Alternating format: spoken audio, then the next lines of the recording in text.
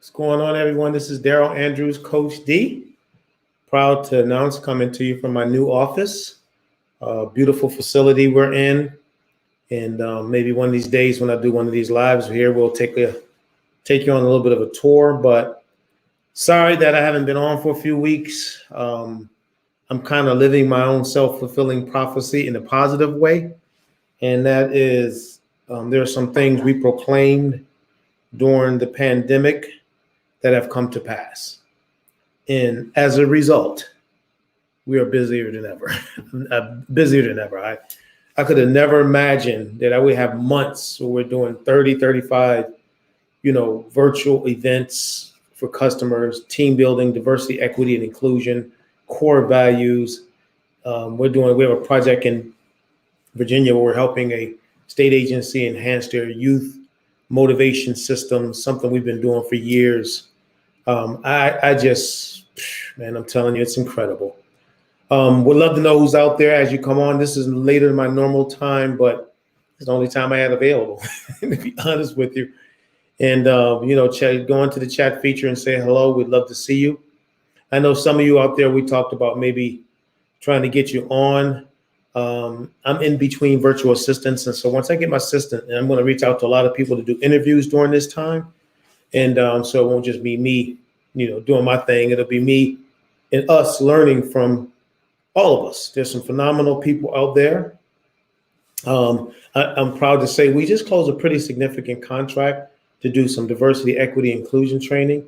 Don't want to go into the details of that, but some coaching and we've been getting a lot of deals. But I'm excited about this one because of the people that we're going to be working with. This is a committed organization. This is a committed president and leadership team of a major company. And those are the ones I like to work with, especially in the DEI space and racial equity. I don't like working with anyone that's just doing it for the sake of doing it or doing it because they have to, whatever. But the ones who want to do it for the right reasons, we're excited about. But anyway, I'm excited. I'm loving being in this new office. I got to say, I had a meeting last week with this lady here a couple weeks ago, Shelly Archambault, promoting her book, Unapologetically Ambitious. This is a phenomenal book that I would encourage everyone out there to read. We had a great conversation. This lady was a CEO of a tech firm, a major tech company in the Silicon Valley. And I'm telling you, this is a good book. So I would encourage you to go out on Amazon and read it. And you'll be in for a treat. We had a great conversation. I learned a lot, grown a lot. I'm actually trying to get her in some of these HBCUs right now to be able to share her message, and excited about that. And matter of fact, as I mentioned, I just want to give props to Dr. Tony Allen at Delaware State University, and had a chance to meet with his team and introduce them to Shelly. And boy, Dr. Allen, if you're watching this, I want to let you know you got a great team, man. Great team of people.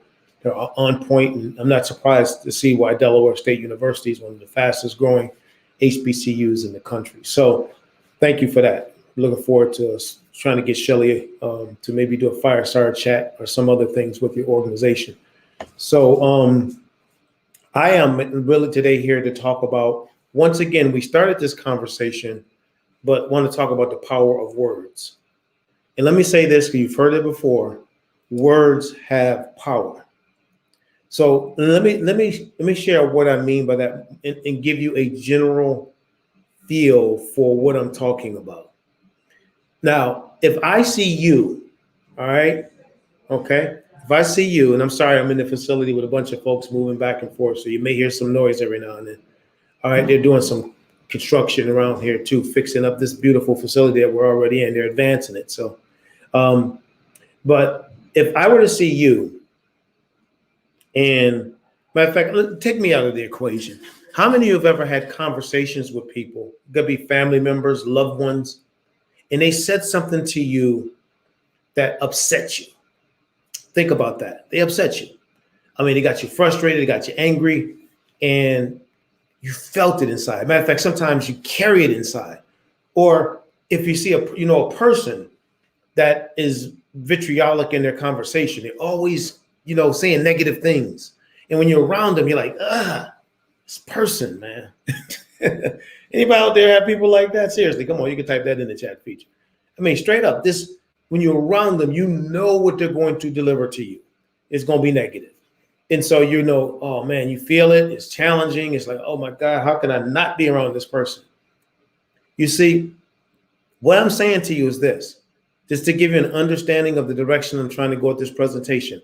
That person's words and their actions had influence. Other words, power. You didn't even ask, you know, for that person to say what they said or do what they do whatever. They just did it because that's how they wired, let's say. And so you end up frustrated, angry inside, going through all of these states and all of that because of somebody else's words. Words have power. They have power.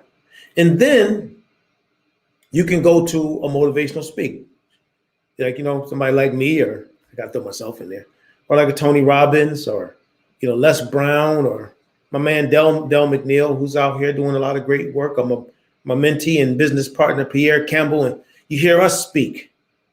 And we're talking to you about your potential. And we're talking to you about what you can do. And we're talking to you about what you can accomplish. And then all of a sudden, man, you feel like, bring it on. Bring it on. Just bring it, because I can do this. I can make it happen. Now, let's look at the two scenarios. The first group, first kind of situation, you got this individual who spews vitriol. And you walk around, you know, your stomach hurt, your head hurt, you know, you don't even want to see that person. And if you see him coming, you want to go the other way. And in the second scenario, you got somebody sharing some words with you that's empowering you, that's encouraging you to be your best. And with that person's words, you feel like you can take on the world. Now, here's the deal. This is what I'm talking about, the power of words. And I'm giving you scenarios where people are sharing words with you. Here's what's important. As a result of what people have said to you, boy, this is noteworthy right here. As a result of what people said to you, what are you saying to yourself? What are you saying to yourself? That's why it's so important to hang around people who are optimistic more than people who are pessimistic. You can't avoid all pessimistic people because it's just the reality that you just can't avoid them. You know what I mean? It's just, you may work with them or you may live with them or whatever. But the reality is, what are you saying to yourself as a result of what they're saying? Now, that's important because that becomes the self-fulfilling prophecy. You know, when I was growing up as a kid, I've always been ambitious, and I've always been, you know, motivational. And, you know, I used to joke around and say when I was a little young kid, I was a little junior grade motivator. I just, in school, I'm always inspiring people. Thank you, Constance, and things like that, you know. And so people always tell me what I can't do, because I've always talked about trying to accomplish certain things and with my life. And, you know, people would say, you know, you dreaming and things like that. And that's okay, because they have the right to be that way. Like, people can have the right to be whatever they want, and they can have the right to say whatever they want to say. But one thing, I'm glad my mother taught me this. I was very good at shutting off what people said to me as it pertains to how I feel about myself. I've been very good at that, man. And to this day, I still hear a lot of stuff. People still play games and say things and joke around sometime and things of that nature. They think it's funny. They say things to you that they consider funny. And you listen to it and you say, wow, man, it's sad that you think that way. But I don't. I don't. So the power of your words are really not necessarily what somebody else is saying to you. The power is what you are saying to yourself. Because words can impact inner state. But I will say this, you can't be overly engaged or indulging people who are pessimistic. Now, sometimes that's hard because you may have situations where you can't get away from the person for whatever reason. But if all things being equal and you can, you want to be around people who are going to inspire the best out of you. I remember, I'll never forget this. I remember watching Stanford University. It was on a Saturday morning. They had a chat with Bill Gates and Warren Buffett. And so they were in this riser stage, and they were like in the middle of the stage, and there's like 1,000 kids around them, and they just sat on that stage and just talked business and talk, success and talk shop and talk everything. And you can see those kids taking notes, man, taking notes, listening, not always motivated, not always being motivated, because you don't need that all the time. Just taking notes, and they are pouring out. Now, let's jump ahead and look at these kids at Stanford. Stanford dominating everything. They're dominating technology. They're dominating business. They're dominating industry. Why? It's the words that people are putting into those kids. It's the words.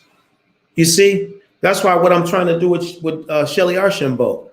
I want kids at the HBCUs to hear those words, man, and hear the potential that they possess. Because we always hear what we can't do. We always hear what's not possible. That's it's everywhere. But the reality is, give me a sliver of people that's going to say what I can do, so I can start saying to myself, what's the possibilities? So those young people over at Stanford, they go on and become, LinkedIn, and they go on and become all these different businesses and industries and all that stuff because of what they constantly hear. But here's the deal: they internalize it and they believe it. And I'm just saying to you, now we're talking Stanford and college and universities, but this is more on a personal level. You got to say to yourself, all right, what is it that I want with my life? What is it what I want in my space? Set those words in motion. Because this is another important part. Put this down in your notes. Your words become your destiny. Your words become your destiny. Let me give you an example of what I mean. Many of you remember last year, and some of you still follow us with this new format we have. We don't do the same format that we used to do because times changed and my schedule changed. So when the pandemic hit last year, all right, and we all lost everything because we all did. Those in the consulting field, like myself, and training, and everything went to the wayside. It is all scattered within 30 days. And most folks just sat home and licked their wounds. I said, no, I'm reinventing. That's a whole other story. And I'm so glad I did. Totally glad I did, because my business is totally different today than it ever has been. But our first meeting, we had a Monday morning motivation for people in the workforce development space. Now, other people got involved, businesses and organizations and schools. We got a lot of leaders that jumped in on those calls. So for a period of like 2 months, we had between 300 to 400 people on every single call every Monday. Me and my team, when we talk about it, it was like we were doing our best to carry an industry through a very painful time period. The power of words. And so every Monday at 10 o'clock, every Monday we met. Tell me if you were there, just type in, yeah, I was there, coach. Would love to see you. Yeah, every Monday we were there. And every day myself and Pierre Campbell and Rachel Revel and many others were there every week. You know what I mean? Just sharing some information and trying to keep everybody inspired. Nobody knew what was going on. But something that we said, you see, yeah, Cece, come on, Cece, you know what I'm talking about. Cece was there, up over in Colorado. Thank you for sharing that. Those Mondays were great because we needed it. Why? We needed the power of words. Everything around us was crumbling. People were dying of this disease. We all had to go work at home. Our kids were schooling from home.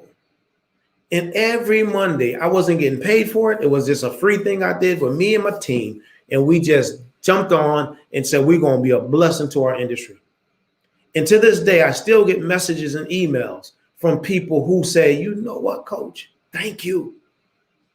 Those words carried me. Those words carried my organization. Why? Because words have power. Don't ever forget that. Words have power. You got to understand that words have power. Write that down. Words have power. All right, we're going to let one of my young mentees sending me a message, and I'm in the middle of this. And so I want you to understand something more than ever. Words put action into motion. They do. Words put action into motion. And the reality is that we got to say what we want, not what we got or what other people have said. We can't say what we are where we are. We got to say, all right? We got to say what we want to accomplish. See, last year with that self-fulfilling prophecy, I said my business was going to be, and I said, everybody said, we're going to be better off after the pandemic. We're going to be better off after the pandemic than we were before. We're going to be better off after the pandemic than we were before. And to this day, I still get people that say that will tell me we're better off. My business has quadrupled, tripled. I don't even know the number for it. We're way better off than before. And I'm telling you, I believe it's because words have power. What are those words that you're putting over your children?